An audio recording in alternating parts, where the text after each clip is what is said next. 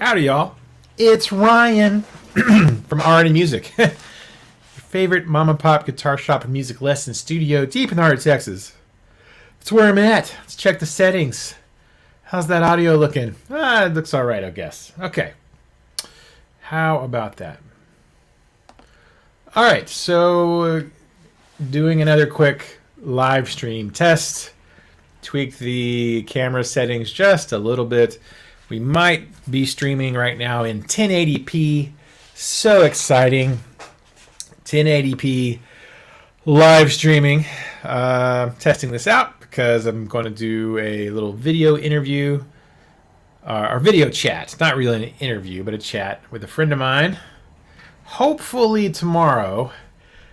JJ's House of Jams. Jeffrey Egan, David Belcher. Hello, y'all. What's up?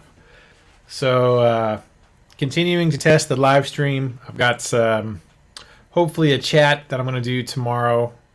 Hopefully a chat I'm going to do tomorrow with a friend of mine via the StreamYard thing.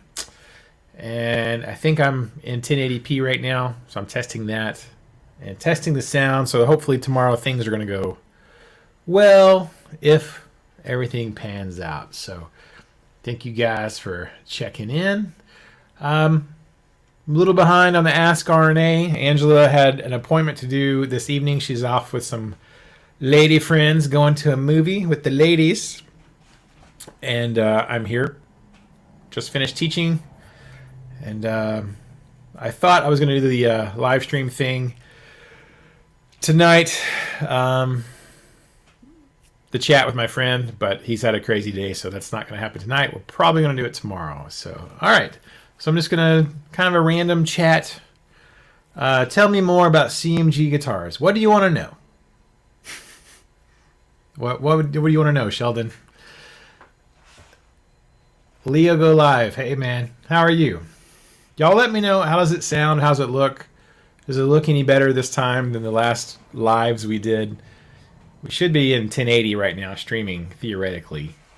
So, hey, ladies. I'm not sure what you already know, Sheldon. So it's hard to tell you more when I don't know what you already know. Speaking of ladies, there's Miss Angela right there, telling me she made it safe to the movies with her lady friends. Awesome. Okay. Awesome. Thank you, Leo. How good are they compared to, say, a Heritage or a Gibson? Well, it depends on which level of CMG you get. The CMGs start off at $799. That's the starting point. And then they can go up to as much money as you want to spend, depending on what you want to have done. So it's different. Like at the where's my... Hold on, let me grab one.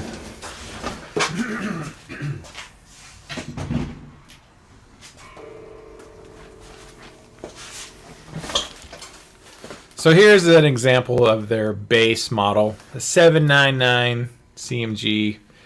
It does not have any binding on it, right? It is, pretty thick maple cap, of course. But this at 799, let me tell you what it comes with. It does not come with dots. I actually had dots put in this afterwards when I went to Georgia to do a factory tour with Chris. I brought this one with me. And while I was there, I had him do the inlays on it afterwards, which is not ideal. That's not usually when you want to do the inlays on your fretboards. But I wanted to have that. And it comes with their stock Frog Dog pickups. I've actually put passive EMG pickups in this one. So this one has been modded a little bit, but it's got kind of an open pour back. It's not been grain filled, so there's no grain fill on the back here. I mean, you can have that. You can grain fill it and sand it and all that sort of stuff and have a solid color if you want to. But that adds more to it. So I think for the price, starting at $799, it's not the same thing as a $2,000 Les Paul, right? Because it's different. Could they build one as good as Gibson or better? Sure. But then you get into the price point of a similar price point, because it's about time. How many hours do you want to put into a piece? So that's kind of, I would say, the majority of American-made guitars, where a lot of the pricing comes into, was the amount of hours it takes to do the work. So CMG can start currently, as of today, what is today? November 18th, 2022. Currently, their starting range is still $799, I believe, with no inlays and their basic Frog Dog pickups. And this is a maple top. It's a real maple top. Now, again, this one is not very flamey. It's got some flame in it, depending on how you look at it, but it's not overtly flamey flame.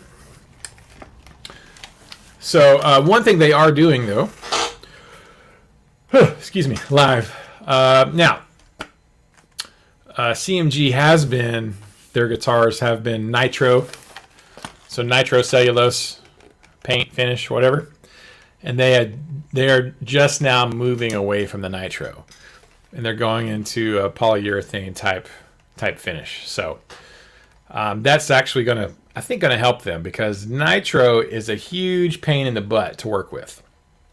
It's super fragile and, you know, requires a lot of touch-ups and stuff. So yeah. So again, I mean, I'm happy with it. This is number 326. We call it the anniversary model because Angela and I were married on March 26th. So this is the 326th CMG that was ever made.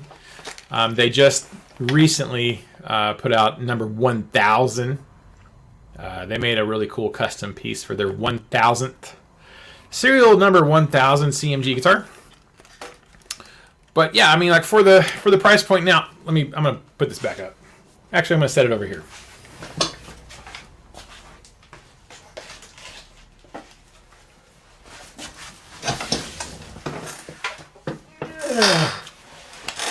Grab this is my other one. Custom paint job, blah blah blah. You could maybe compare, if you guys remember the, you know, Gibson came out with the LPJ Les Paul Jr. guitars. So you could, it was kind of like a Les Paul Studio, but they're very raw kind of feeling. And I don't even know if I don't think that Gibson makes those anymore, but this has been 4 or 5 years ago, and I went into an Evil Empire store, and I saw one, and I'm like, let me grab that and see how it compares to the CMG. And because it was pretty similar in price, but it was not as nice, honestly. I mean, to be fair, because again, to make things at a certain price point, it becomes about hours. How much time do you want to put into it? Like how much extra to do, like the grain filling, and then sanding and grain fill, and then solid colors, puts a lot more hours on the job, so therefore increases the price. I personally kind of like this, where it's not grain filled. Like there's a little bit of texture to this. It's not crazy textured, but there's a little bit. I like that, actually. Yeah, I'm a big fan. I mean, look at this. This is Sapele body. I stinking love that, right? It doesn't bother me that there's not grain filler on the back of this guitar. Does not bother me one bit at all, and it saves me some money. So I am absolutely okay with that. But Chris, I was talking to Chris just a couple weeks ago from CMG, and he's been telling me about they're changing the finishing process, going from the nitro to the poly and colors, and like the same stuff the freaking PRS uses and everybody else uses. Same finishing materials. And he's excited. I'm excited because I know, I mean, here's what I found. I'm not talking to you. Siri thinks I'm talking to her. See? They're always listening. They're always listening. So, and he's tweaked a bunch of stuff since they've redone They've redone all their CNC files for the new CNC machine, and he was telling me the other day they're constantly tweaking things, which is kind of funny because it reminds me of PRS. Like, PRS does not build guitars today the same way they built guitars, 30 years ago. Right? So, I mean, that's the thing with PRS. They are continually, over the years and over the decades, they keep tweaking and refining and tweaking and refining and tweaking the build process, not any other kind of tweaking. Refining. So CMG, same thing. I mean, the guitars they're building now are not the same as, the 300th and 26th one up there. So I'm pretty excited to check out. I may have to get one on order with Chris, I guess, to see how everything is. Again, I'm excited that they're not using nitro. The only good thing about nitro is your guitar will relic really fast. Right? If you want a guitar that's had the crap beat out of it and finished and like road worn, a nitro guitar is going to do that.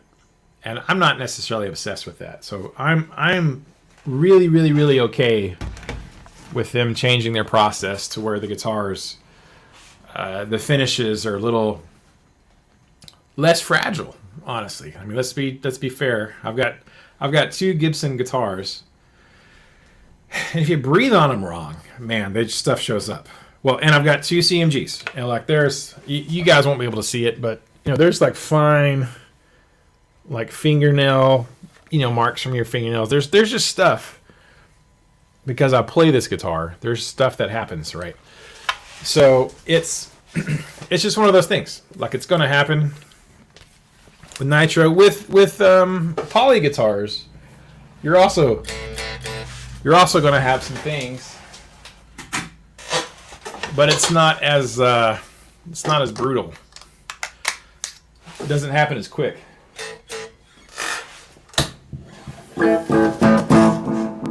Ooh, I gotta turn that down.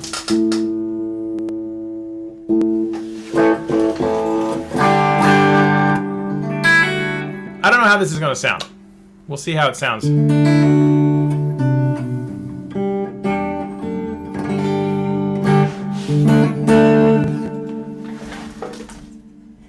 Recording guitar for live streams has always been a nightmare for me.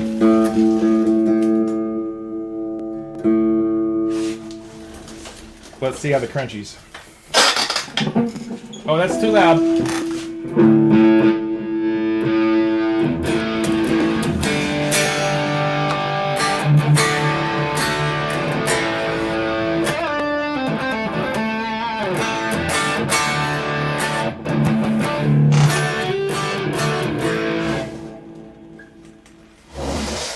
I've got to turn that way down the amp so it's not overdriving the mic here. What was I just playing? I was just playing something with a student.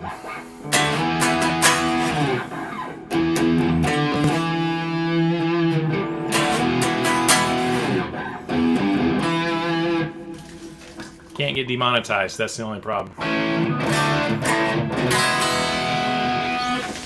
My camera angle is not as nice as I want to. It was wider angle before, so I don't know. I don't know why that's like that. Let's no, all right.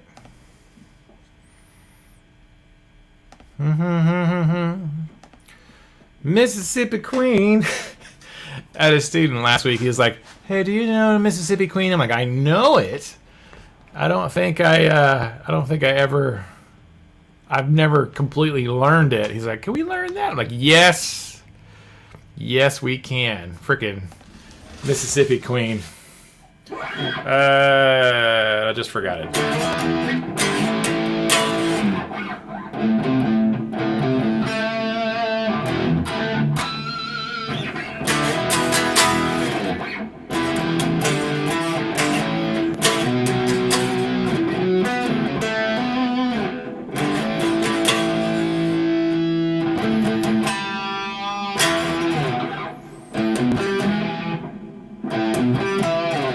Oh, play the last riff. Play the last riff I've written. I don't know what that is. I really don't remember. I have a couple of go-to riffs that are like my favorite thing to play that I have written. I don't remember the last one I wrote. I'll write them, like, kind of just randomly play something and go, oh, that was cool. I'll grab my phone and I'll like film it real quickly so I don't forget it, because I will forget it. I'm still working on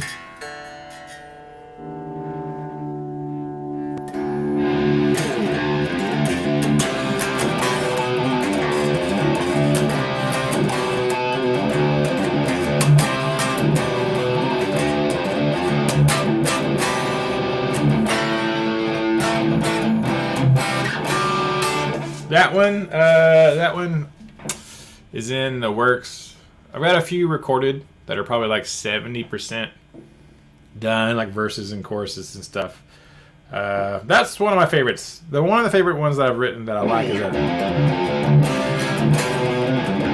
And then the.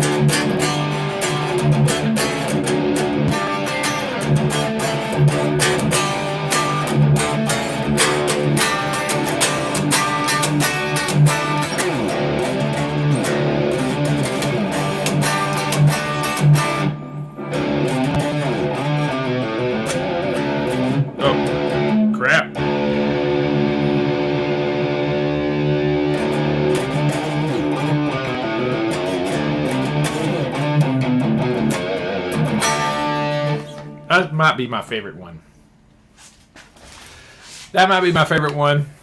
It's kind of, you'll hear it in the background music or intro music of RNA music. Of course, we got the old faithful intro song was the.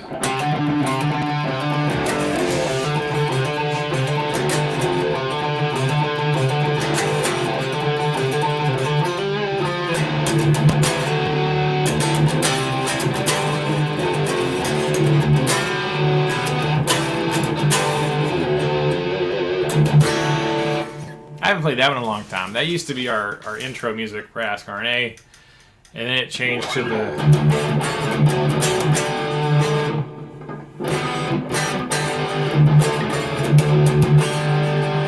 I have not played this guitar today, actually.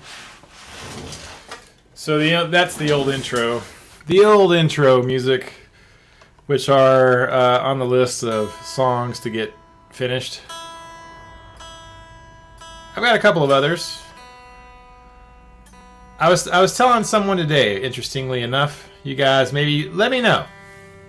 Hey, if you guys don't mind, I get not everybody wants to share everything about their lives on the internet, but if you can and you want to and you're comfortable, tell me in the comment section, what do you do for a living? Like, what is your job? Like, how do you buy groceries? What does what puts food on the table?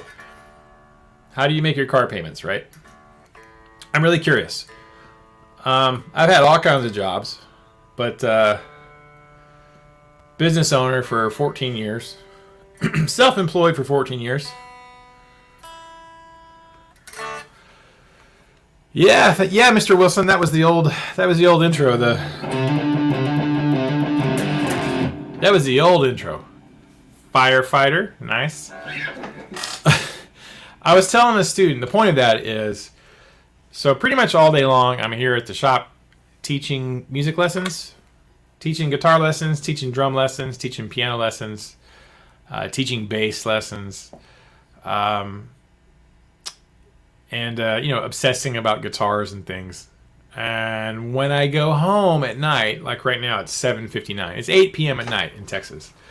When I go home to the house, I have guitars at the house. I have like some of my very special sentimental guitars at the house. I hardly play guitar at all at home. You know what I mean? Because I've been here at the shop playing guitar all day. And by I mean playing, I mean teaching beginners and intermediates.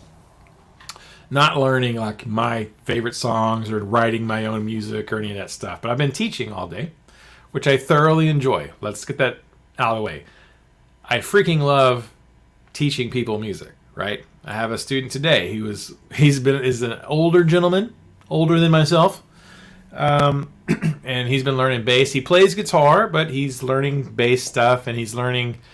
We're learning a bunch of old Merle Haggard songs because that's what he's into. And I mean, I know who Merle Haggard is, but I don't know his entire discography and catalog of music. In the last 2 months, I've listened to more Merle Haggard songs than I've ever listened to in my entire life, and I've been teaching the bass lines, which are pretty simple, pretty easy, and I've really freaking enjoyed it.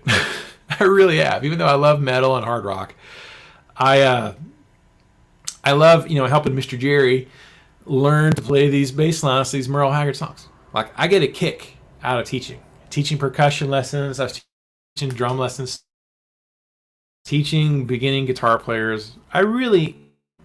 It's not a grind for me to teach stuff. I really enjoy it. However, it is not the same thing as me sitting down and learning songs or solos that I've always wanted to learn, or writing my own riffs and songs and things. So when I get home, when I'm done with teaching and I go home, I don't necessarily want to grab a guitar and pick up and start writing and start practicing. Because I also play at a church. I'm a music director at a church, so I've got to, make sure the music portion of the weekend services works. And so I'm playing and planning, worship team band stuff, which again, I love and I enjoy. And I've played in church for over 2 decades as a church musician. Many times a volunteer, sometimes paid. But that's not the same thing as writing my own songs or writing songs with the Bitter Bass Man and recording stuff. So my question was, because I think about it, non-destructive testing inspector. Hey, is that a welding inspector type job? I got a student whose dad, who's like my age, we're at the same age. He used to be in insurance for forever, but he grew up on a farm and knows how to weld and all that stuff. And he went to school and got a certificate and then became like a welding inspector guy who goes out on all the rigs and things and makes sure all the welds are cataloged and done and stuff. So my point of that was, like, let's say if you're a professional fisherman, or maybe you're a guide. Like, there's in East Texas, there's a lot of lakes. There are guys who are like fishing guides, right? Or hunting guides. But imagine if you were, I guess, a professional fisherman who competes in competitions. On your day off from work, do you go fishing? Like, are you still fishing all the time? So I don't know, like, by the time I get home from here, I'm kind of mentally musicked out and sort of played out a little bit. I'm just not in the mood to practice and write when I get home. When I get home, I want to watch like a movie or play a video game or, play with the dogs or, whatever. So they say don't let your hobby become your career. I don't know about that, because I freaking love my job. Because I've had jobs that I did not love.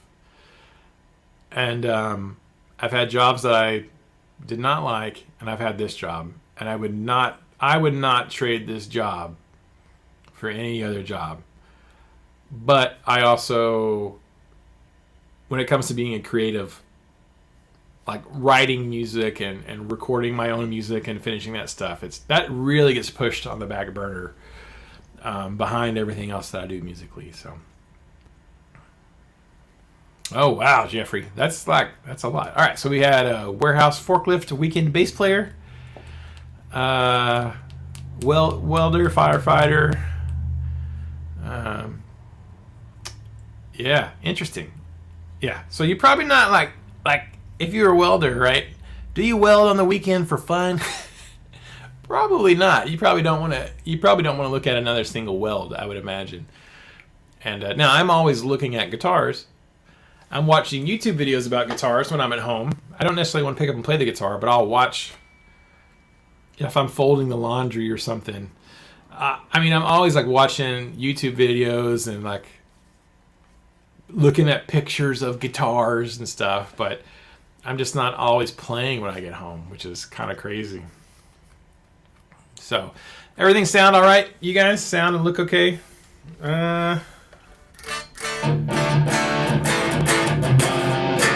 Oh,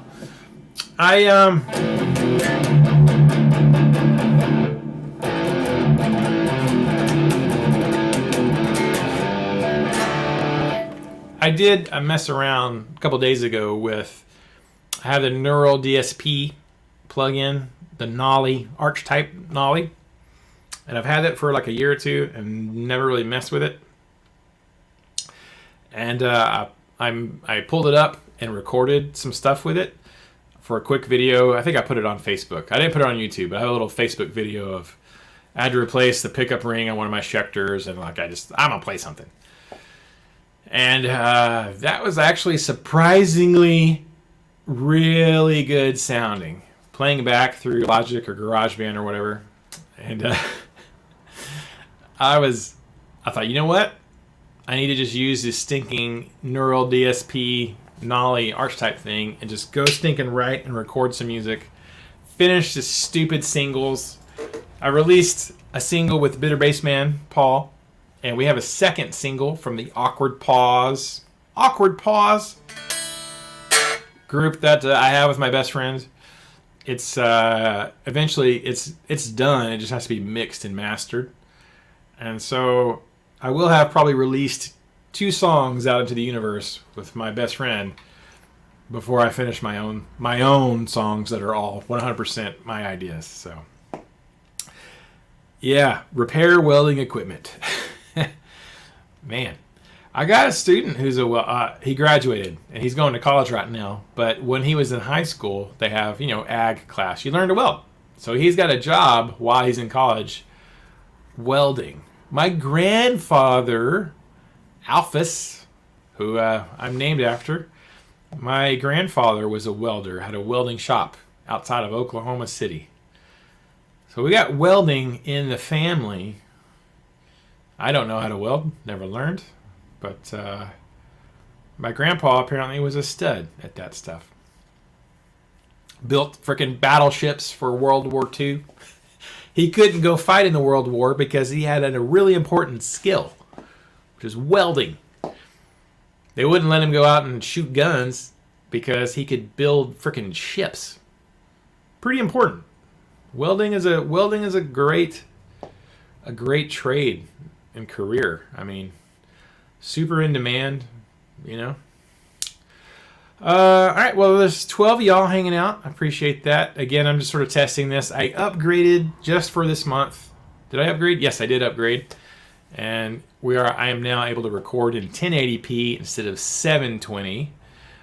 And because theoretically tomorrow, I'm going to have a little chat. I was going to say chipe. A little chat with a friend of mine. We're going to do each of us on the screen, have a little chat, talky talk, live stream together. Probably be, let me look at my schedule. I'll let you guys know. Probably, depending on if I have to go pick up my dogs or not. It'll be tomorrow afternoon, Texas time. I mean, at least it won't be earlier than 3 o'clock, for sure. And depending on his schedule, I mean, it could be 5 or 6. 5 or 6 Texas time. Okay. Good question. Leo, go live. This is not an episode of Ask RNA because obviously the Queen A is not here. So it's just Rai. Leo, go live. Zach or Dime, who's playing do you like best? Oh, man. That is a really difficult question. Leo. Because I love both of them. Both of them were like huge inspirations to me as a teenager. Freaking loved Pantera. Freaking loved Zach with Ozzy. And I loved Pride and Glory. Pride and Glory was like, I absolutely stinking love that album that Zach did in his hillbilly Skinner phase before he went full on dirty biker phase.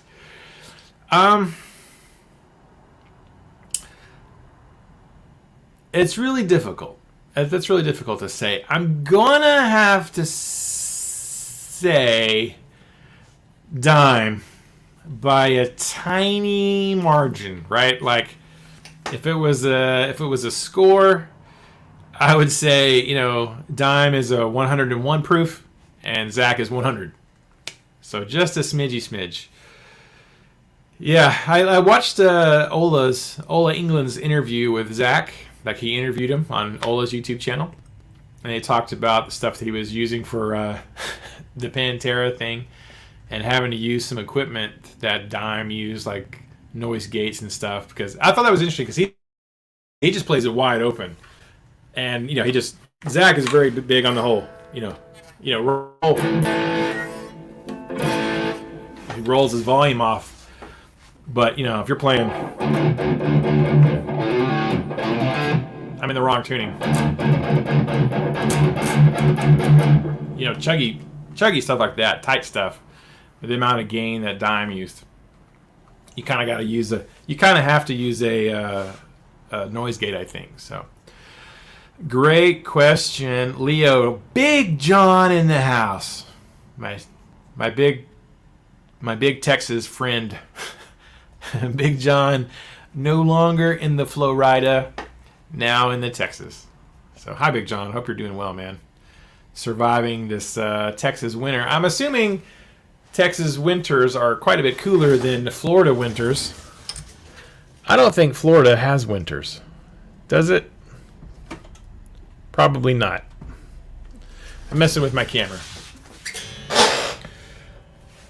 Oh, what time is it? All right, I've been going for about 30 minutes here, just chatting. On my side, it looks like the camera's a little cleaner in 1080 than it is in the 720. I mean, I bought a 1080p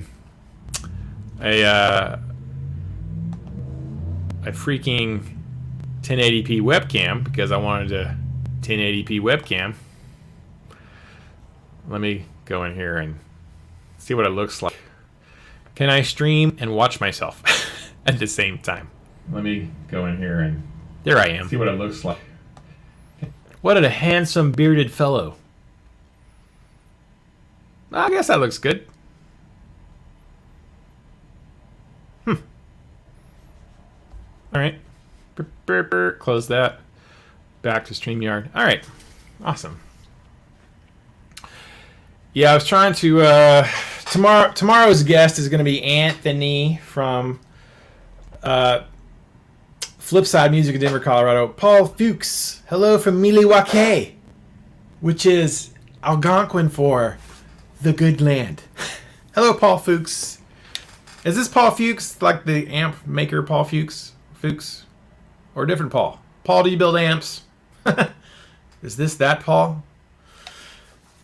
Milwaukee. Man. I bet it's cold. I bet it's cold where you are, Paul. Thank you for chiming in, tuning in, saying hello.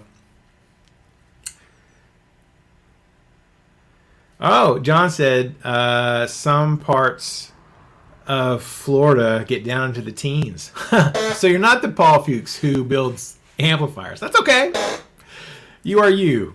That's all that matters. Paul. I know several Pauls. I have a cousin named Paul. I have a best friend named Paul.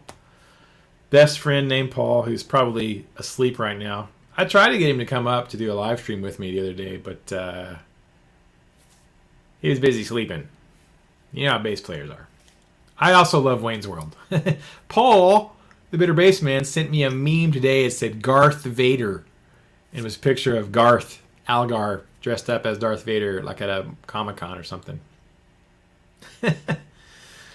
The Paul newsletter. Yeah. Do I know any other Pauls? Oh, yeah. I do know another Paul. Several Pauls. Let's see. Yeah, I think it looks good. The stream looks pretty good from what I could see over there. StreamYard has a real nice they have a free option. You can get StreamYard.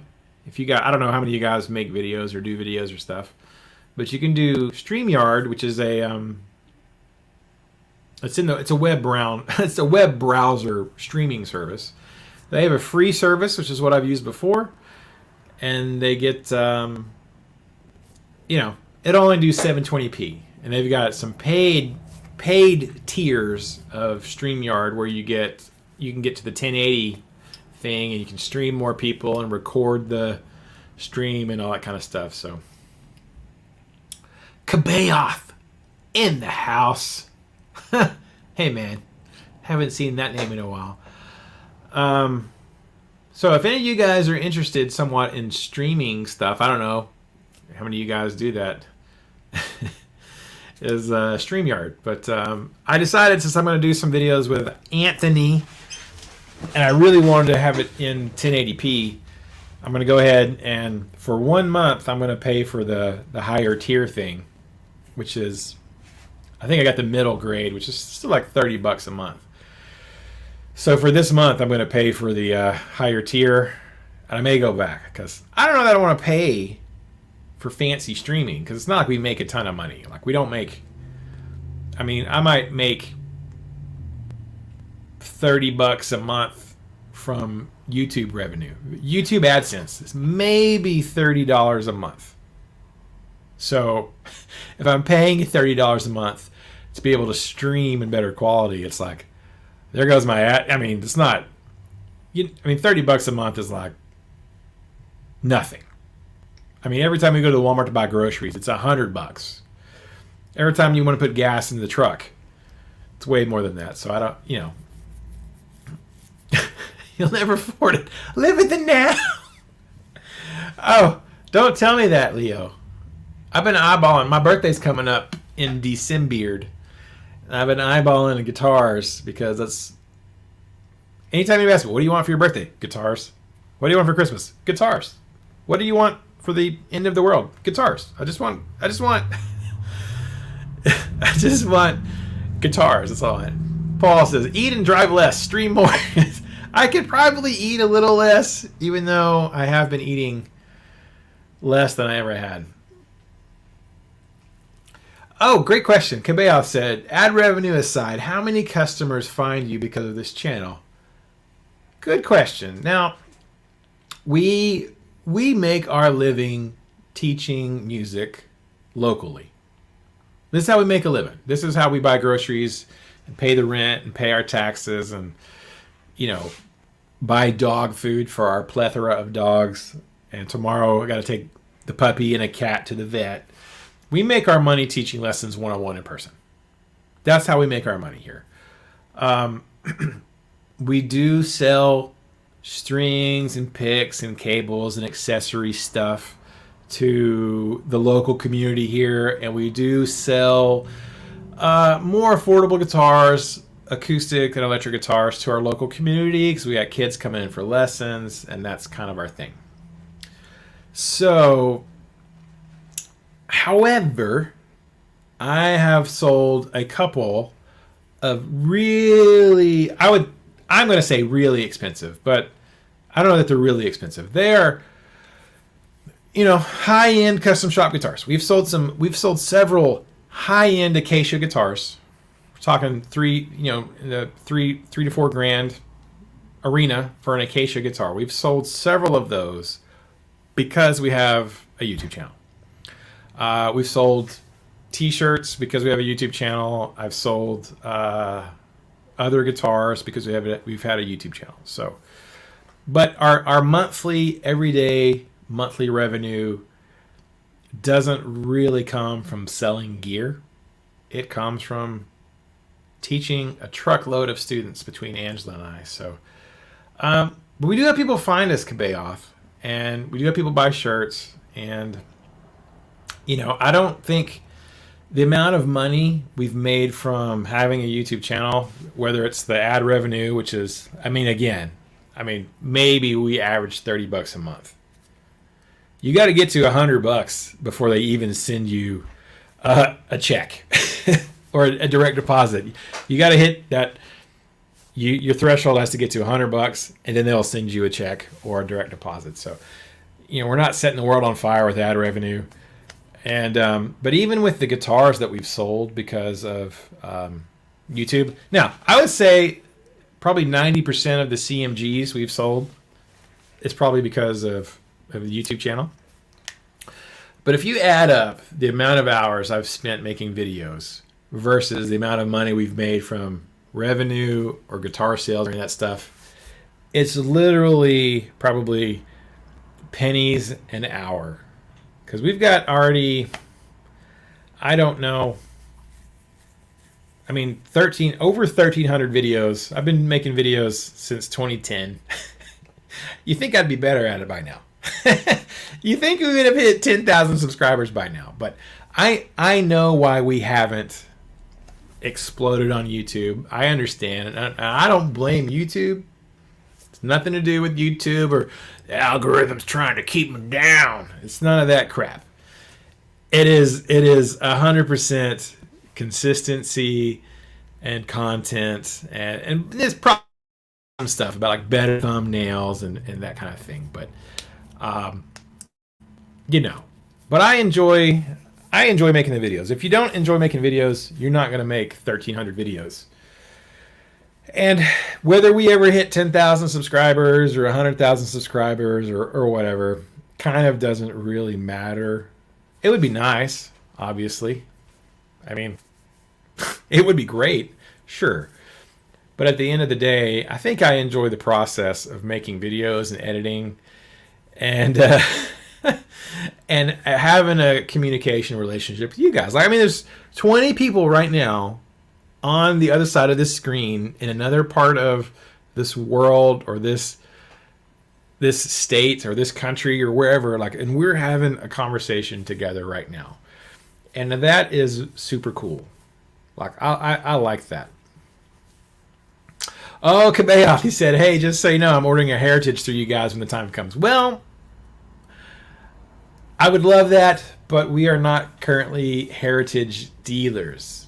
We were for a while, and I'll tell you the story. Nothing to hide about that. And I like Heritage, and I like the guys. I'll tell a Heritage story. So the Heritage dudes and dudettes were at the Arlington Guitar Show that I went to a couple years ago. I went by their booth and talked to them. I wasn't even really aware of Heritage at the time, particularly. And I went and talked to them, and they seemed like really nice. And we got to chat, and I was like, "Oh, I got a store out here." And they're like, "Oh, really? You have a store?" And I'm like, "Yeah, it's it's small." Maybe. I mean, I don't know, Kabeoff. So let me finish the story. So we talked to him. I said, "Well, it's a little shop. We're a small mom and pop place, and we teach lessons." And anyways, the guy came out and checked out our store, and he's like, "Huh? Yeah, it's small. You're out here in the country."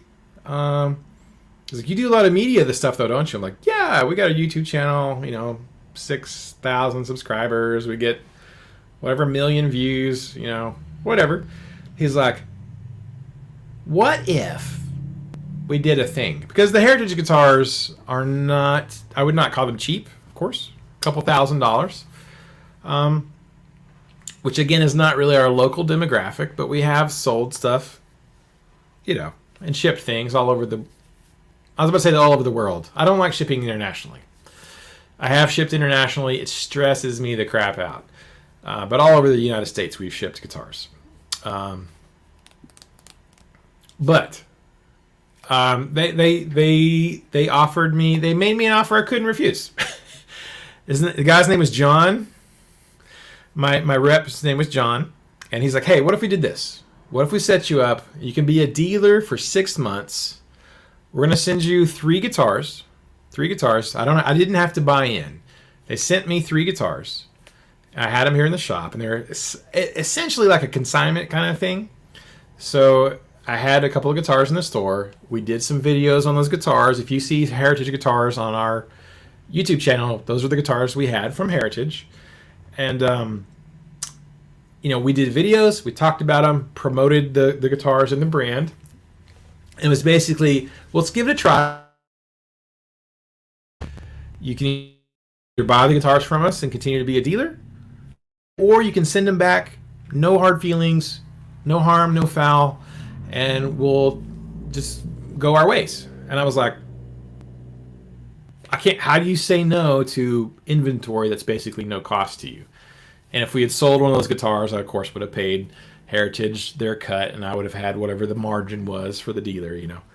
And unfortunately, 6 months came and went. We had the guitars on the wall. People would come in and play them. Like, oh, I've heard about Heritage. Oh, and they're like, oh, this plays nice. I'm like, yeah, it's like $2,000. Blah blah blah. And they're like, I don't know. So no one ever bought one. At the end of 6 months, they were like, well, hey, it's been 6 months. What do you think? Do you want to buy these or send them back? I'm like, well, I can't afford to buy them. I'm not gonna, you know. So I sent them back, and it was done. And I have to say, those dudes and dudettes, they did exactly what they said they were going to do. And they treated me the way they said they were going to treat me.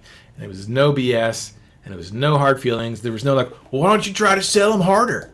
Why didn't you make more video? Like, there was none of that crap. They're like, oh man, thank you so much, Ryan. Appreciate you. Cool, just send them back. Here's the shipping labels. We're all good. And that was literally how it went. And that was a couple of years ago. And then this past Dallas Guitar Show, 2022, I went to the Dallas Guitar Show. And one of the head dudes at Heritage, Heritage has a booth there at the Dallas Guitar Show. And one of the, my brain is slipping because it's Friday night. But I was walking past the booth. He's like, hey, Ryan, come here. Hey, dude. And I walked over. I was like, hey, man, how are you? And he's like, oh, good. And I gave me a hug. And I was like, hey, man, how are you doing? How's the store? And I was like, good. We're busy teaching. You know, we're teaching. He's like, oh, man, that's awesome. He's like, so how's it been? And I'm like, oh, man, we're doing good. I was like, how are you doing? Gibson's being crazy right now. And he's like, oh, man, let me tell you some stuff. And so he just sat there and shot the breeze with me.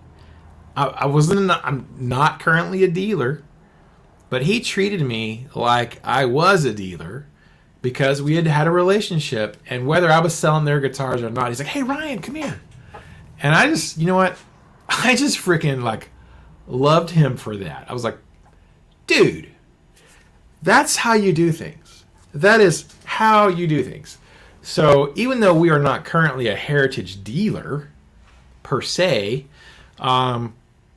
I have nothing bad to say about those guys, and quite the opposite. I have a lot of respect and a lot of goodwill toward them and what they do, because how they treated us as like a little bitty mom and pop shop in the middle of freaking nowhere, East Texas, that the only thing we have going for us is we do some social media, and Angela's beautiful, and I have a beard.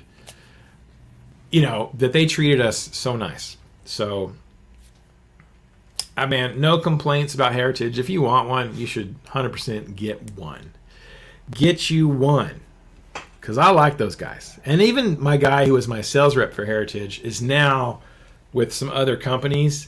And he popped in the other day for the first time in a few years, John. And he's like, hey, Ryan, what's up? I'm like, hey, John, what's up? He's like, hey, just let you know I'm here with so-and-so. These are the companies, these are the brands and the lines I'm sales repping for now. I'm like, oh, he does like CAD audio. We've carried CAD audio. So he came in, said hello, and I was like, we had a nice chat. It was cool. And that's what I'm looking for in brands that we carry. I had a guy stop in, a sales rep, who I've known from years ago before I was actually in this business. He used to have a store in Kansas, and we've known each other digitally online for forever. But now he's a sales rep for a couple of brands. He's the head guy in charge, and they went to another store here in Texas that does a lot more volume and business than we do.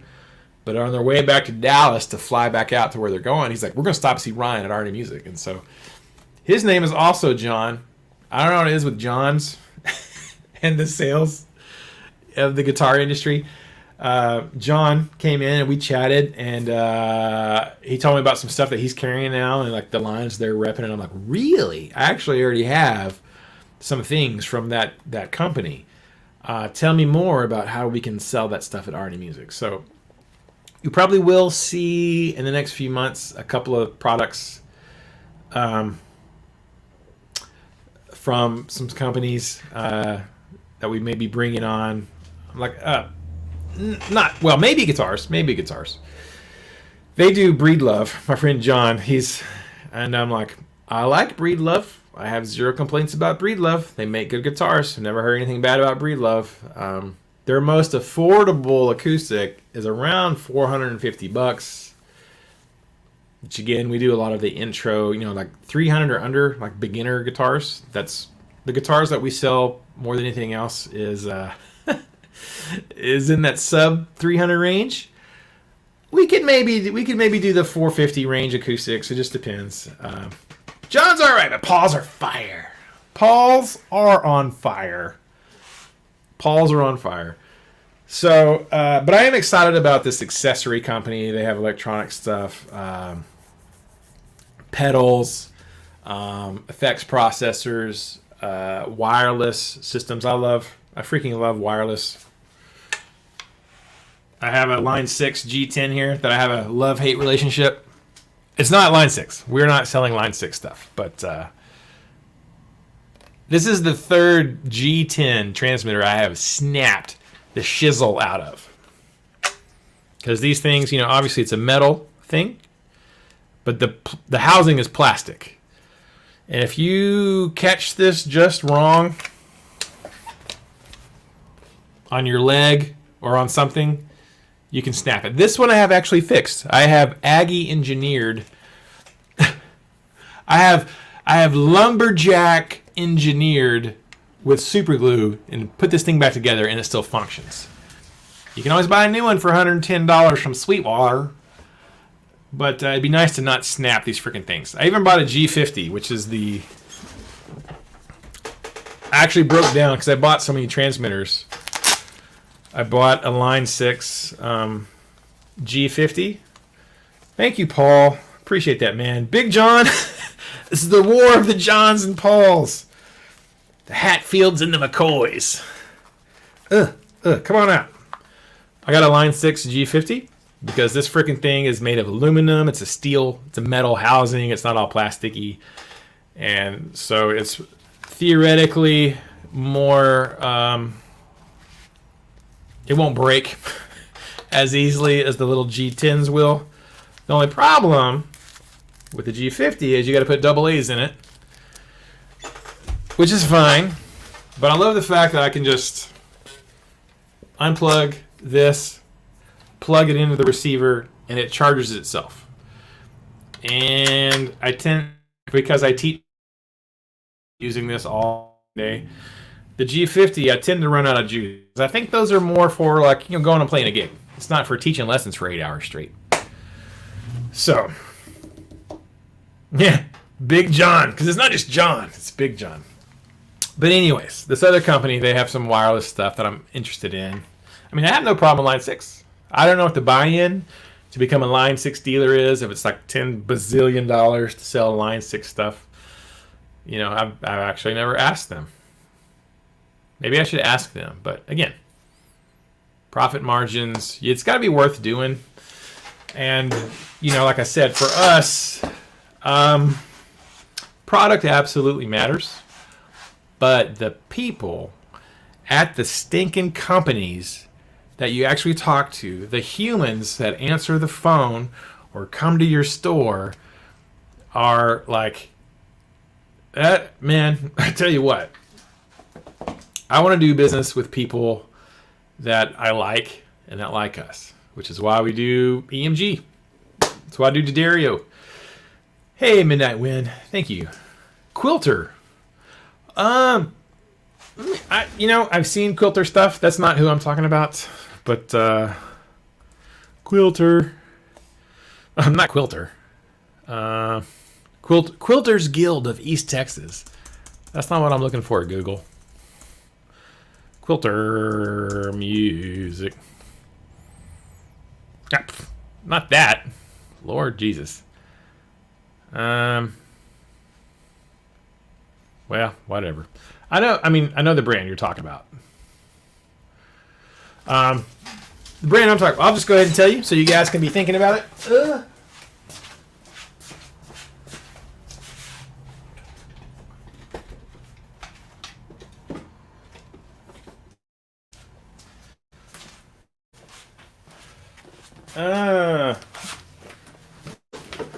very strong possibility. NUX. I don't know if it's NUX or NUX or what. NUX, the Optima Air. I have this pedal that I bought, which is an IR loader and an acoustic guitar simulator pedal for going into PA system. It's freaking nice as crap. Ooh. NUX, right?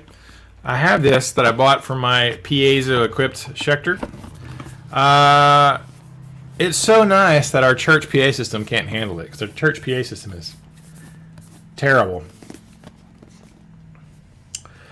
But, yeah. So, NUX, I mean, I already had this product. My friend John came and was like, hey, well, I'm selling these. I'm like, bro, I've got the pedal right over there. I freaking bought it on Amazon. It's like, Ryan, don't buy it on Amazon. Become a dealer.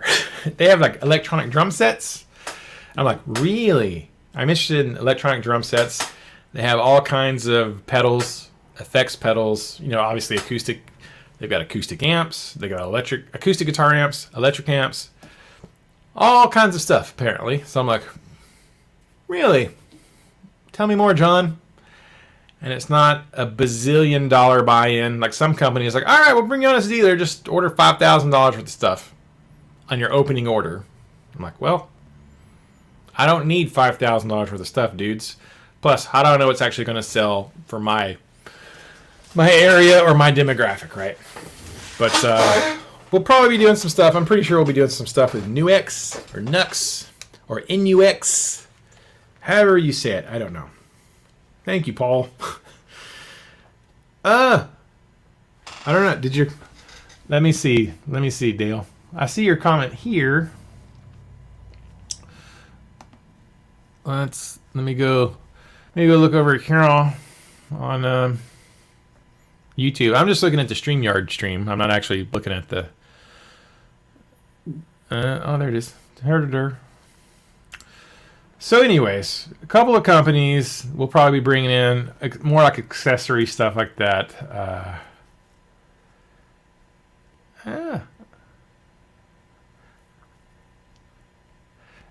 Oh, okay. Let me see. We are a Schecter dealer. Sorry, these are scrolling fast. Is Schecter a prohibitive buy-in? I don't know currently what Schecter's buy-in is. I mean, we've been a Schecter dealer since 2009. And every company's different. And some it's a dollar amount. Like, all right, $5,000. Whatever you want, $5,000. Some companies are a unit. Hey, get 12 units. We need you to buy 12 guitars. Could be 12 of the cheapest. Mix, match, cheap, expensive, middle ground. So every company's different. As far as I know, we're still Schecter dealers. I love Schecter. I mean, I've got how many? 1, 2, 3, 4, 5, 6. I have 7 Schecters of my own, personally. I just like them that much. I've got a Schecter bass, 6 Schecter guitars, and 1 Schecter bass.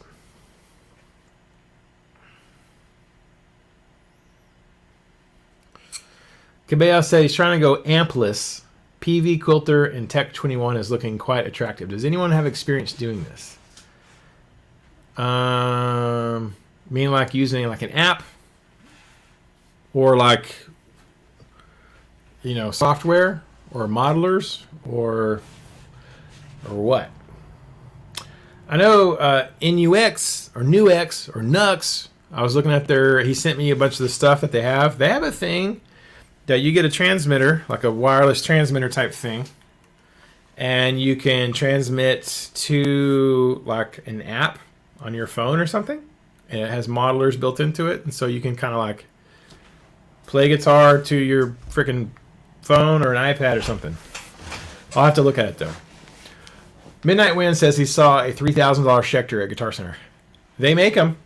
I mean, Schecter has a custom shop that is legit, like 1 or 2 dudes Like one guy, this main master builder dude who makes their custom shop stuff. So their custom shop stuff is off the chisane in quality. Now, resale value of a USA Schecter, I don't know what that is. You know, nothing to do with the quality, just maybe of the branding. He's going direct into a PA rather than hauling a 40-pound amp to a gig. That's a good question, man. I know, like, I've known some guys who use some, like, modelers. Like, I have a Boss ME50 down here on the floor that I thought I would use to, like, live stream better. But you can go direct into PA systems if you have the right setup. I don't do that. I always use amp. So far. Even at church. Like I play acoustic guitar at church. I'm the acoustic guy now. I was formerly the electric player. Now I'm the acoustic player because somebody's got to do the heavy lifting at church. And it's me. And I could plug straight into the PA system. But our sound man, God bless him, is an older fellow with hearing aids, and he is Captain Faithful, and I freaking love him because he never misses a day at like 84 years old. But the monitor situation on the stage, we have wedge monitors, and it's an old building that we're in most of the time, and it's like if I had to rely on the monitors to hear myself, it's not always good. So I actually bought a Fishman Loudbox Mini that I plug into. So I have some stage volume to my acoustic, and we run a line out of the Loudbox Mini into the PA system. So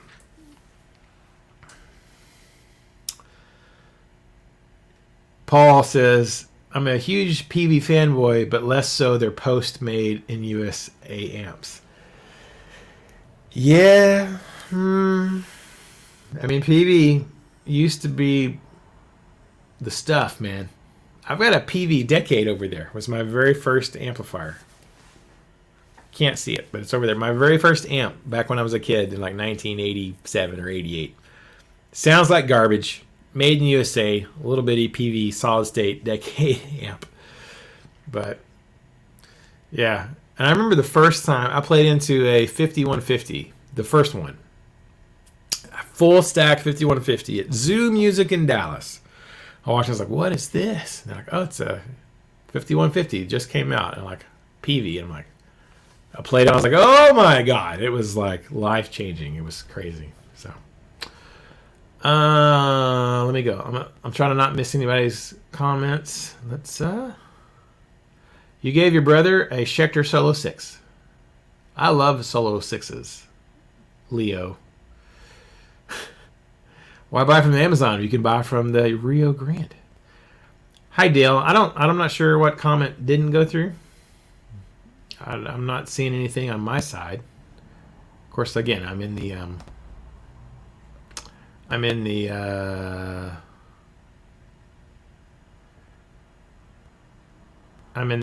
StreamYard page. I'm not really.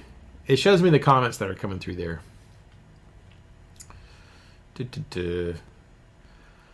I wish I would have got a Gen 1 5150. They are like crazy good amps for sure. All right. It's been an hour and 4 minutes. 21 of y'all hanging out, man. Thank y'all so much for hanging out with me. I was already in my mind planning on sitting down and having a chat with my buddy, and we were going to, because he uses StreamYard, I use StreamYard, we were going to try to do the picture-in-picture, have a little chat thing, and I was already in my mind ready to do it, so I thought, you know what, we haven't recorded ASK RNA, I need to put a video out this week, so I'm just going to have a chat with the people on the internet. We're going to film, we're probably going to, okay, while I got you guys here, all you 21 legends. The ASK RNA video, I'm going to put it, where'd it go?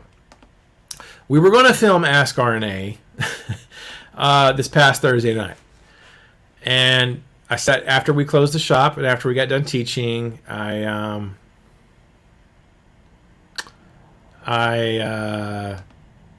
pulled up the video. I started scrolling through the comments to get the questions. And there was only one question from the video. And Angela was like, we're not filming just for that one question because first of all, it was going to be an extremely short answer to that question. John knows the answer. And so we did not film Ask RNA, and I made a post. Here it is. I'm going to put this in the comments, y'all. I made a post because you can do like a community post on Facebook. And I was like, hey, guys, go ask a question. So there it is. Big John is laughing because Big John already knows the question and the answer. So if you wouldn't mind, you 19 of y'all who are here, I put the link to the last, which was a live stream Ask RNA. If you don't mind going into that video and leaving a question in the comment section of that video, so we will have some questions to answer. We'll either film it. Angela and I will probably film that tomorrow. Probably not live. We're probably just going to film it like we used to. Hey, Charles. And then tomorrow I'll probably be... I saw that, Leo. I saw your question. Thank you for asking a question. I'll do the live chat thing, the live stream tomorrow with my buddy Ike if he is available. He had a crazy day at work today. Their store was super busy, so which is good. But hopefully tomorrow I'll be able to do a live stream with Ike, and we're going to talk business. We're going to talk business. And but Angela and I also need to film Ask RNA. But again, there was only one question from Fat Philosopher, which we will answer.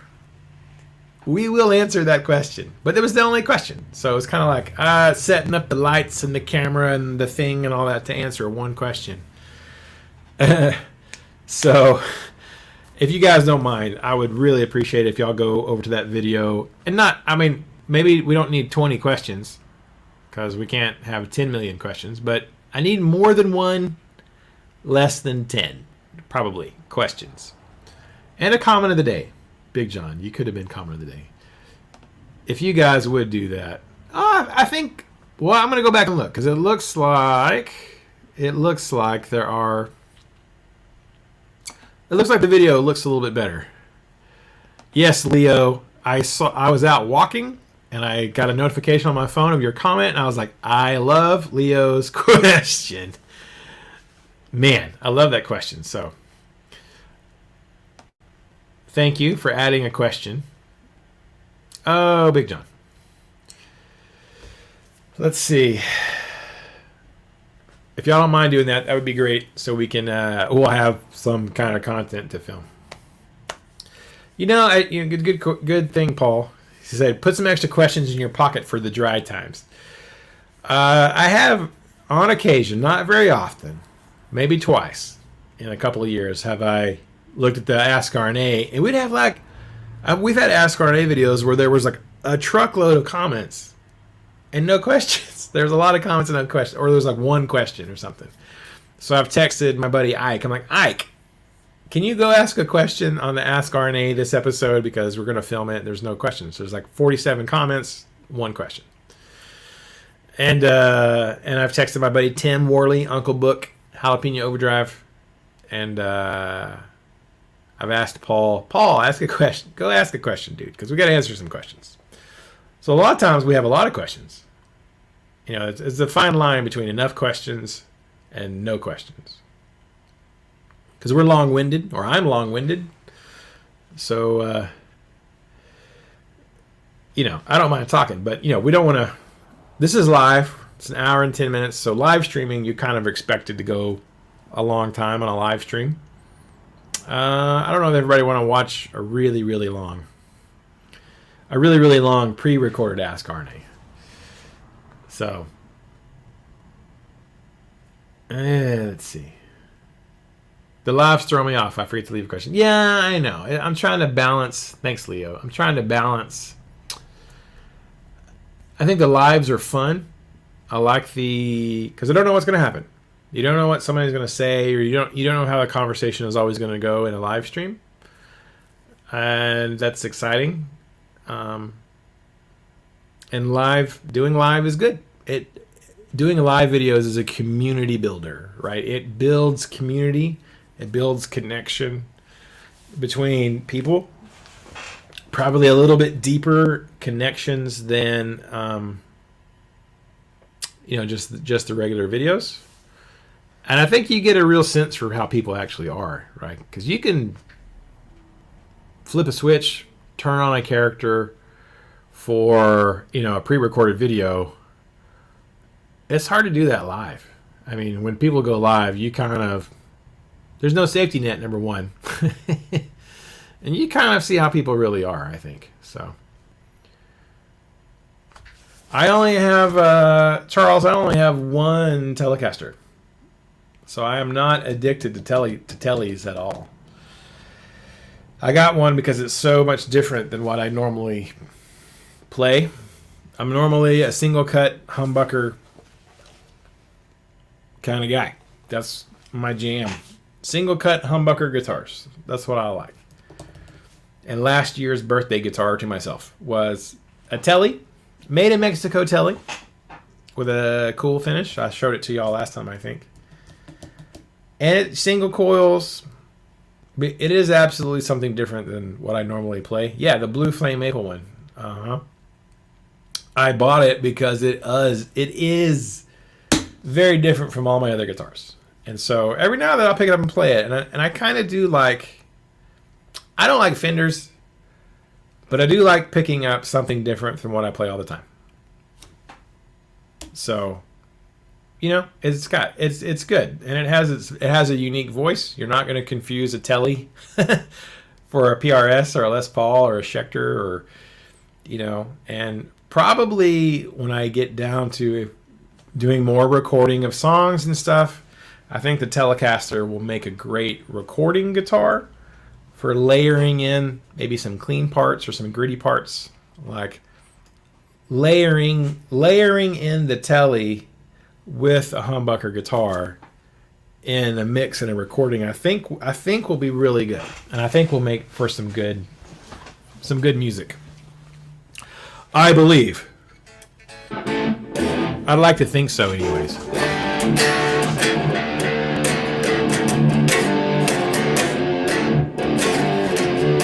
I still have a guitar turned on.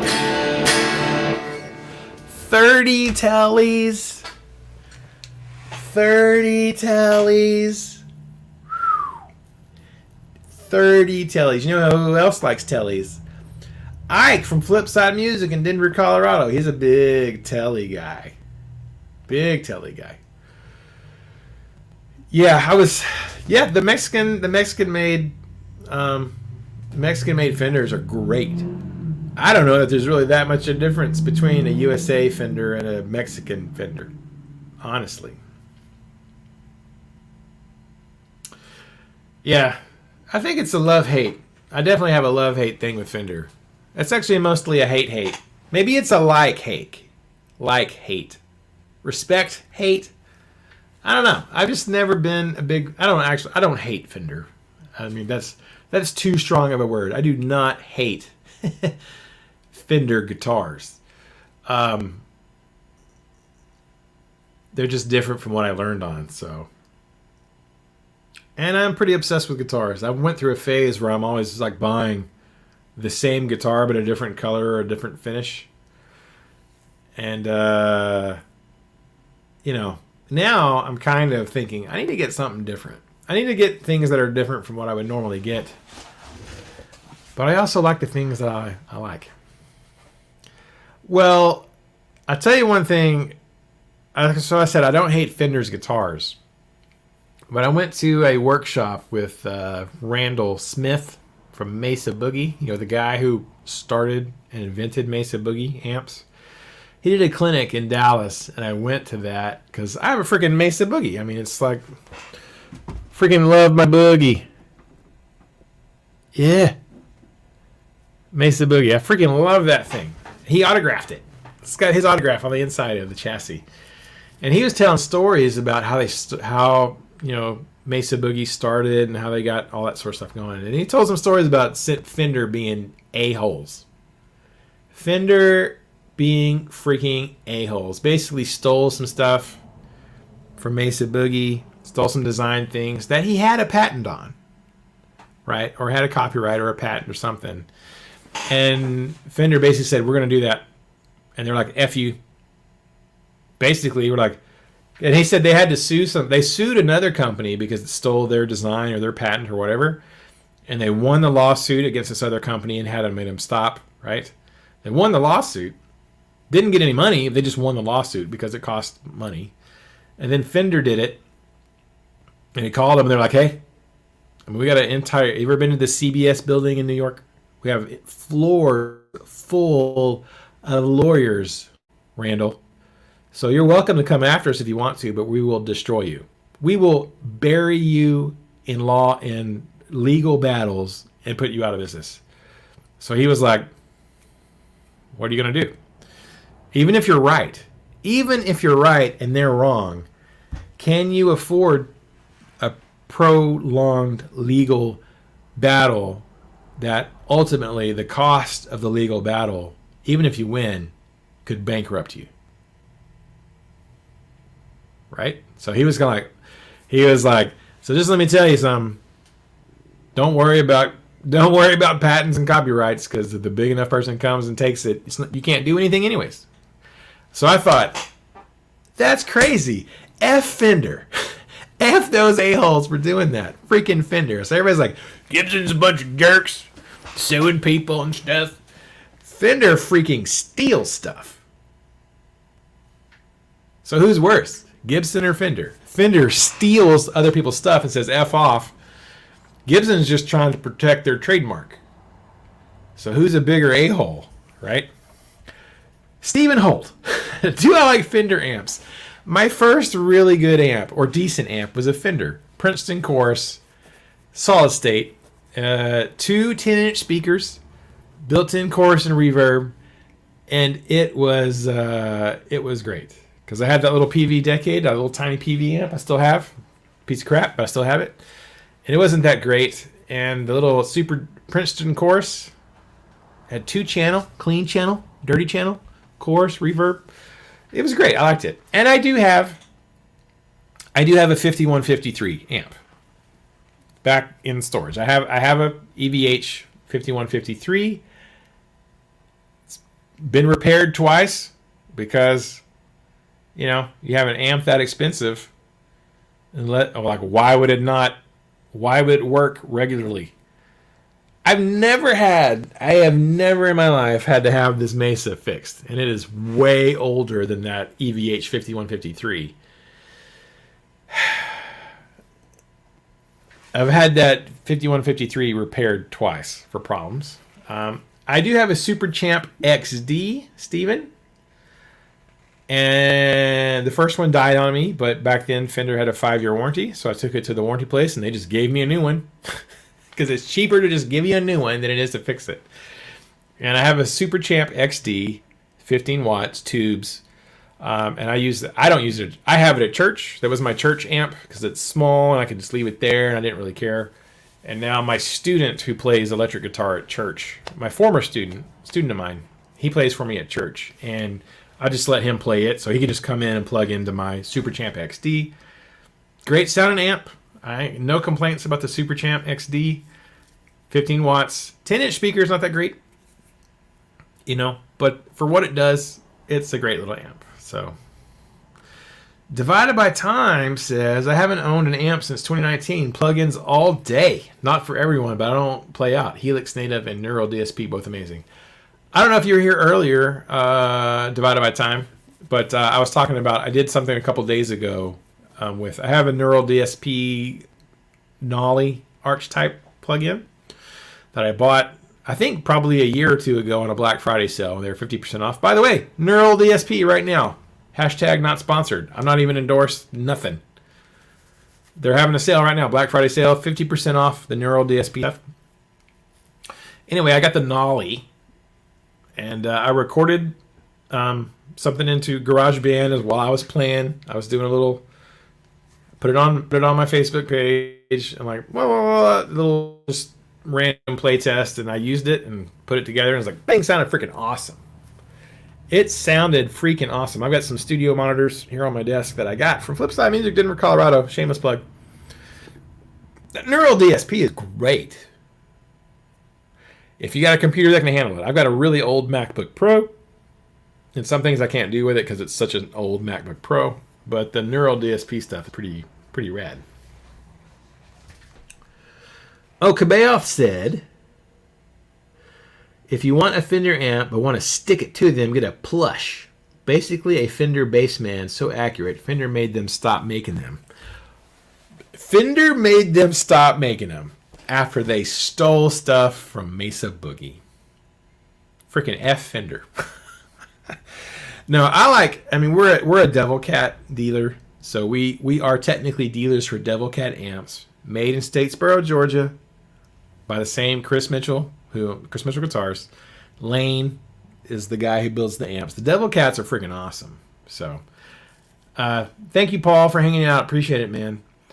If I want to stick it to Fender, I'll just buy a Devil Cat, because Devil Cat amps are fantastic, made in the USA. I don't want to say cheap, because it's hard to make a cheap amp in America, but it's about as affordable as I think you can get for a USA-made amp. Devil Cat.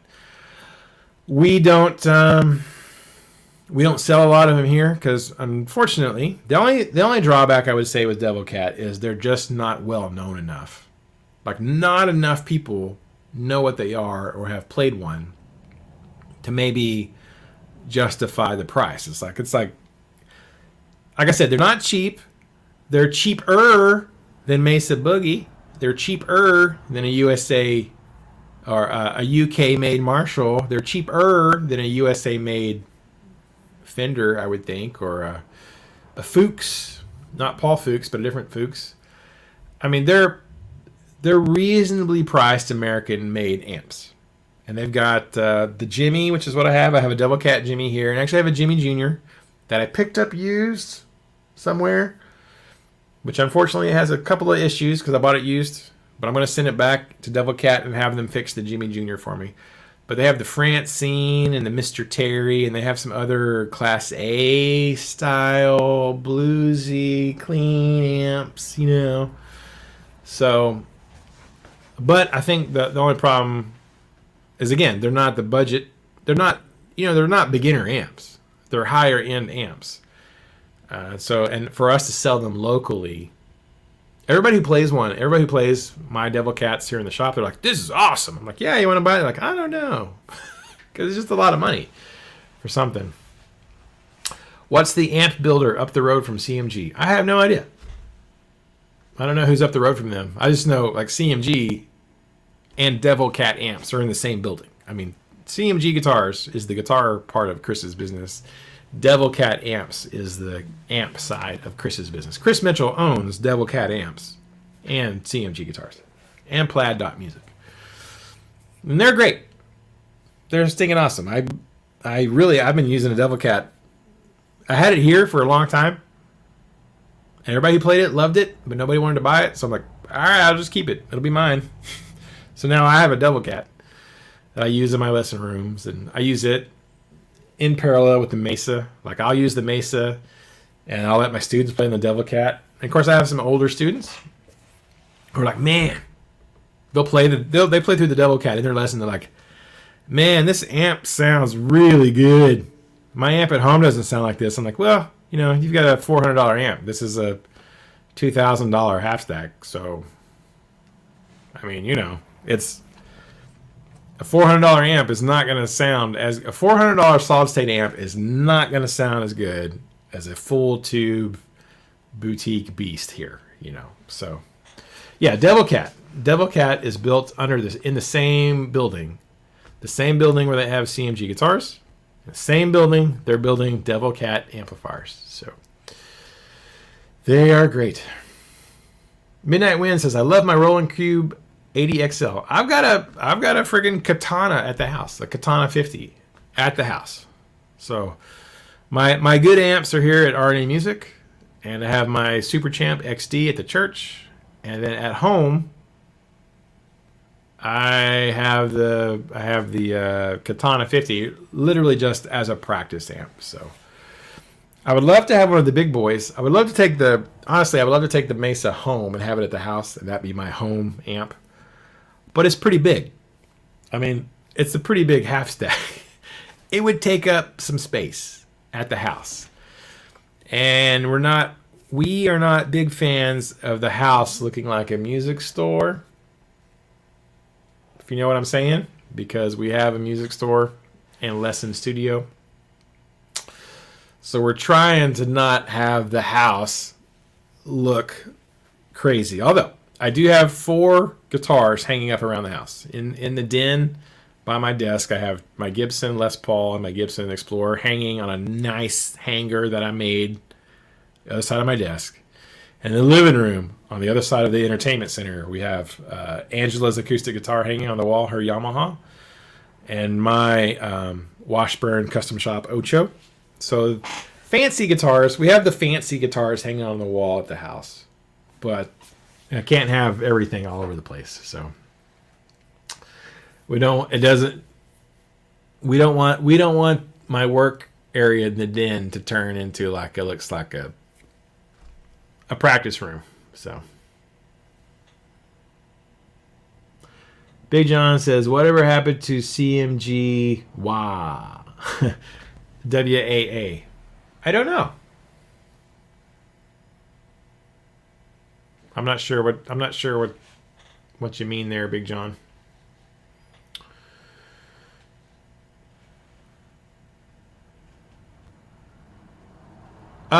Divided by time, just buy a Helix floor or an Axe Effects for home. That would be great. I've thought about it. They have the little HX Stomp, maybe. I've thought about it. I'll tell you what though. The other day when I was playing through that Neural DSP Nolly through my MacBook, and I've got not the best monitor speakers in the world, but they're Mackies. Mackie studio quality sound. I mean, they're pretty affordable monitors. But dude, the Neural DSP through the Mackie desktop monitors was like, bro, it sounded bitchin'. It was really good. So, what time is it? It is 9:08 p.m.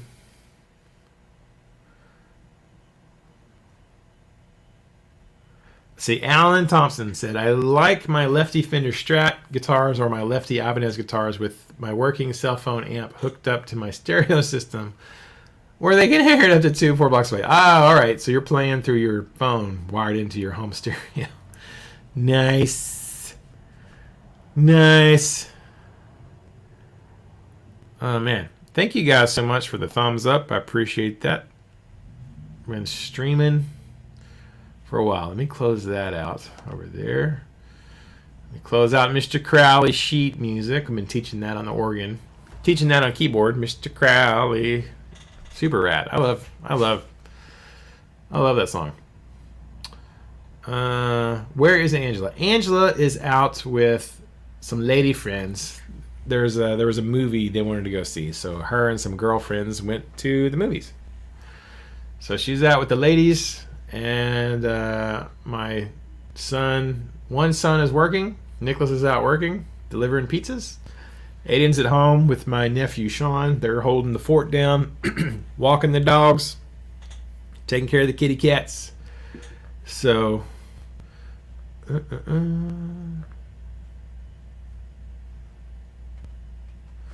yeah. Oh, okay. Let's see. Aleister Crowley, interesting. Yeah, I'm not all about the whole Mr. Crowley, sorcery stuff. I just like the song. Freaking Randy Rhoads is amazing. Some of my favorite guitar solos is in Mr. Crowley's. The wah pedals, CMG wah pedal.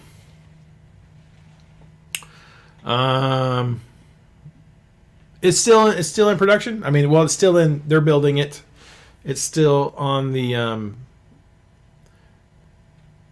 It's still on the product. I mean, they're tweaking it. I think they're figuring out how to manufacture it quickly. But yeah, they're still coming out with it, John. I haven't asked Chris about it lately because they got caught up with the whole redoing all their guitars and the new CNC machine, and it's been a big finishing system, getting to all this stuff. So the getting the guitars built and all of the refinements done to CMG, I think has been the priority. So I think the wah pedal was kind of got put on the back burner a little bit, but as far as I know, they're still building it. I'm interested. That beard, dude. Yeah, I got a beard. I don't know if you know this or not, but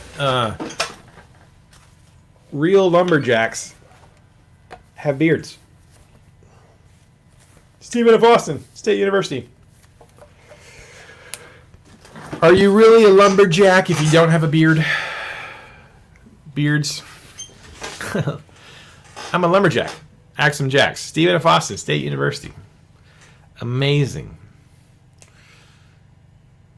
I was thinking about that the other day. I thought, if I'll ever shave my beard off, I'm like, I don't know.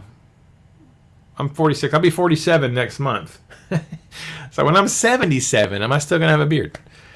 Billy Gibbons still has a beard. He dyes it. They all dye him. Zach Wilde dyes his beard. Wow. Favorite Randy Rhoads riff? Oh, man. That's a good one. Well, man, bye Midnight Wind. Thank you. It's super cliche.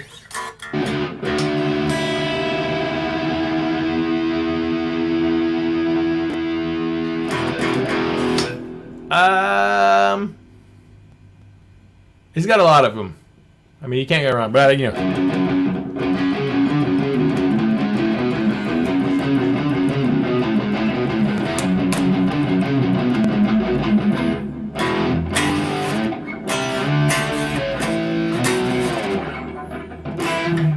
Oh, I can't play.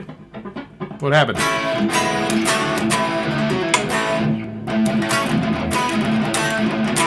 I like that part, that whole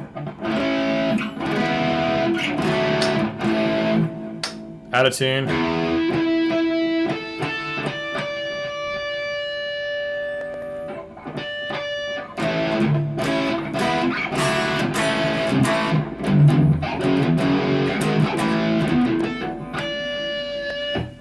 I don't know. It's super cliche, but Crazy Train. I actually like the verse. Those little moving chords. It's just A major stuff. I like that. Goodbye to Romance is good. Over the Mountain. Man. Believer? Was that Randy? I think Randy did Believer. That wasn't a Zach thing. They're all good, man. Randy Rhoads is so good. Freaking love him. Midnight Wind, gotta crash. I will try to stay out of bail. Stay out of jail. Yeah, I don't know. I think I've had a longer beard now for quite a while. I mean, I went 41 years of my life without a big beard. So I had, the short beard for a while.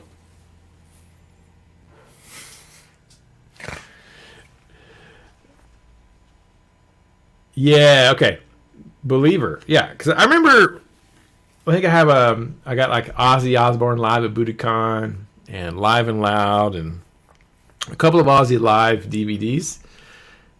And I remember, I think the first time I heard Believer, it was Zach was playing it live. It was like a live version of Believer with Zach. And I was like, what is this? I don't know this. I don't know this song. And I was like, he started playing the solo. I was like, that sounds like freaking Randy Rhoads solo. That's weird.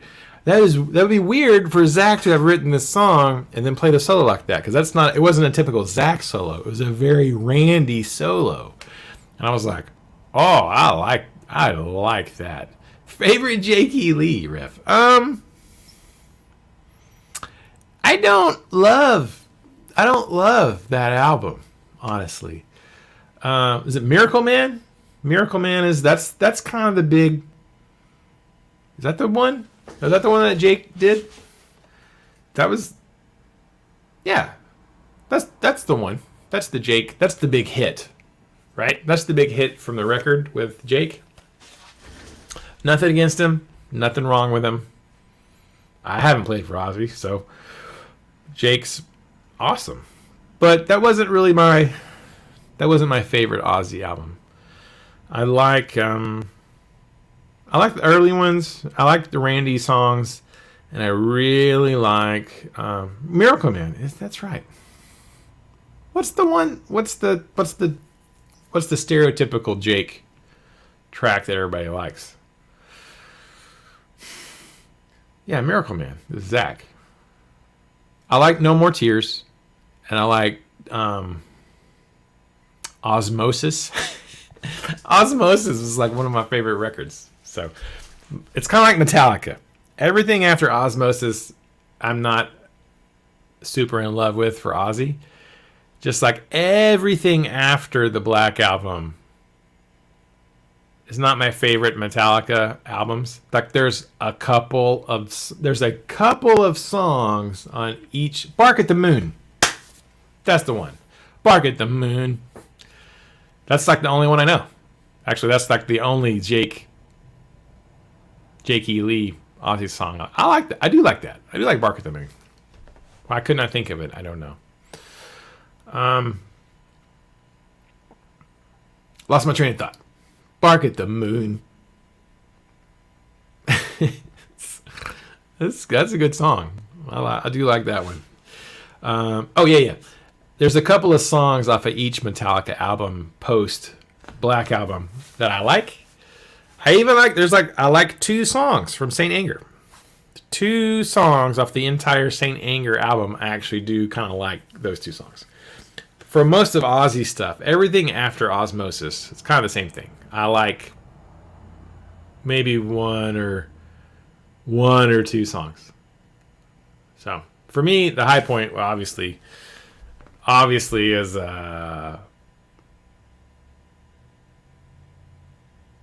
freaking No More Tears. No More Tears and Osmosis. Those are the ones. And that's where I fell in love with Zach Wild's guitar playing. I'm not in love with Zach, but I like his guitar playing. Was from No More Tears. Is that the name of the album? See, I can't even. I have been staying up really late for the last 6 days. I've been going to bed at 2 a.m. every night for the last 6 days. So I'm operating on not a lot of sleep. Favorite riff to play versus riff you wish you could play. Ooh, good one, man. I'll tell you what.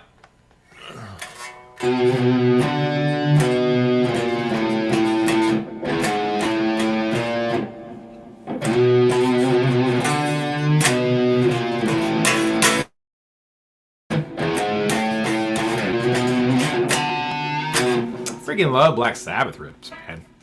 Yeah.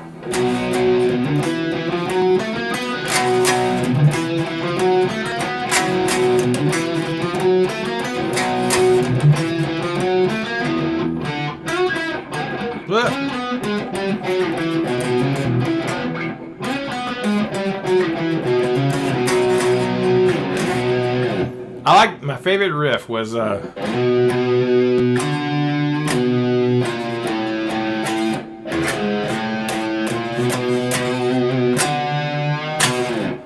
riff in that one. I have not listened to his new album, Jeffrey.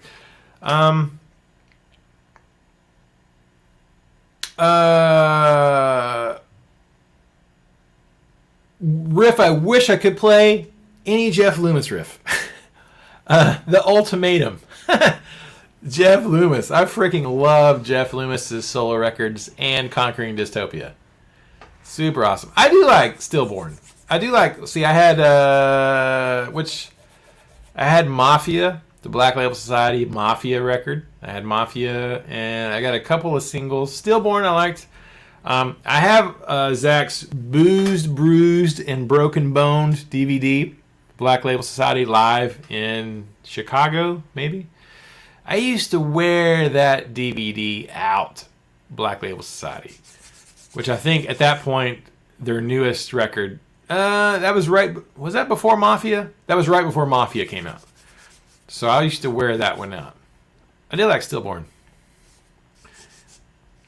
I still prefer Pride and Glory Zach to Black Label Society Zach. But that's okay.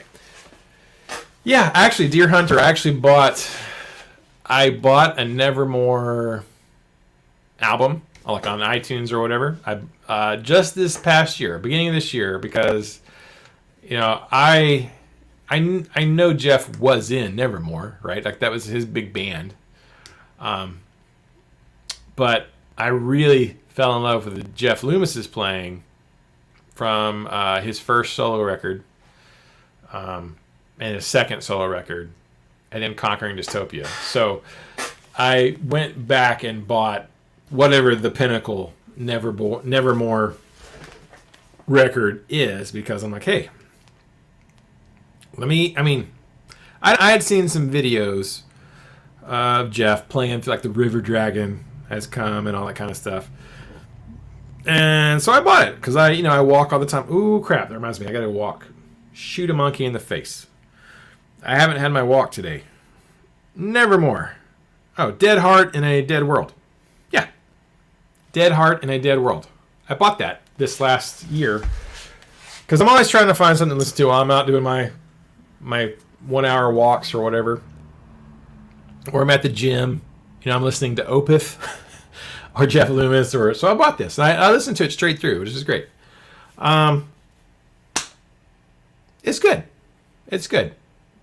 Got to get them steps, man. Yeah, this morning was a nightmare having one of the cars worked on. I had to have a bunch of stuff done so I could get an inspection on one of the cars, and then I had to travel to another town completely to get the registration sticker because the registration place in Canton flooded and it was under construction. So my whole morning was shot. Normally I like to go walk, get a couple of miles in the morning. If I walk 2 miles in the morning, by the end of the day, after just walking and doing stuff around, going to Walmart and working and stuff, I'll get my 10,000 steps for sure. I don't like it being 10 o'clock at night and I've only got 6,500 steps, which means I have to go get 3,500 more steps, which is not that big of a deal. I actually do it a lot. I've been outside at 11 p.m. at night walking down the street with a big orange vest and a flashlight. Like, get them steps. Got to do it. I can't. I cannot not get my steps because, bro, I'm on 6,668 steps. I'm on 742 consecutive days of at least 10,000 steps. Right now, what's this week? The best has been 20,000 steps, 20,571, 16,674, 15,222. But I also had a night where it was 10,069 steps. So I'm trying to get, I got to get at least 10K a day. But, some days it's, 15,000. Some days I don't hit 20,000 very often, but sometimes I do hit 20,000. So I probably should log off because we've dwindled down to 14 people. I must be rambling on and becoming really boring. And it's, it's 9 p.m. on a Friday night. People are busy stuff. Okay, Bayoff said, the favorite riff I like to play, 2112, Temple of the Sphinx. Riff I wish you could play, Even Flow. Dear Hunter said, pack some heat while you're out. I would hate to miss any streams. It is very cold outside right now, Dear Hunter, in Texas. It's in the 40s and 30s. So I do go outside bundled up with plenty of layers and plenty of heat with me while I'm walking, if you know what I'm saying. Big John knows what I'm talking about. Oh, I carry more than one heat source with me usually. Sometimes, well, most times just one. One heat source with me. But the other night I walked with two. Because you never know. One for each of you, as Doc Holliday says. All right. Thank you guys so much. I appreciate y'all hanging out. Again, tomorrow, sometime tomorrow, probably afternoon or early evening, I will be chatting with one of my buddies, Ike from Flipside Music in Denver, Colorado. Hopefully, if his day doesn't go insane. By the way, today is Ike's birthday. Happy birthday to Ike. Today is Ike from Flipside's birthday. Go to Flipside Music's Facebook page and tell him happy birthday. Yeah. So I got to go get my steps. So it's 8 degrees in Colorado. Yeah, it's colder there. I am going to go get my steps. Oh, Deer Hunter, you're in Emory. That's just right down the road. Right down the road, feller. I got to go to Gun Barrel City, Texas, in the morning to drop my animals off to get them fixed because they're broken. Apparently, my boys are going to lose their boys in the morning. My cat and my dog are going to get taken care of. So, in Gun Barrel City, Texas. All right. Thank you guys so much for hanging out. I appreciate it. Tomorrow, I'm going to try to live stream with Ike if he has time. Probably going to film the Ask RNA. So go ask a question on last week's live stream as a comment or question. So we'll have some questions to answer. And we'll see y'all then. Thank you very much, guys. Y'all took time out of your life to listen to me yammer. There's nothing more valuable in your life than your time and your family. So your time is the only thing you can't get back. And I appreciate you spending your time with me and talking about guitars and just dorky stuff. So you are all super legends. I love you. Thank you so much. We'll see you in the next video. Until then, keep the music alive. Don't forget it. Music needs you. And we need the music. And we need to keep it alive for the next generation. For sure for them. We also need to keep it alive for ourselves. All right. Thank you guys so much. We'll see y'all later. Y'all rock. Have a great weekend. Bye. Y'all are awesome.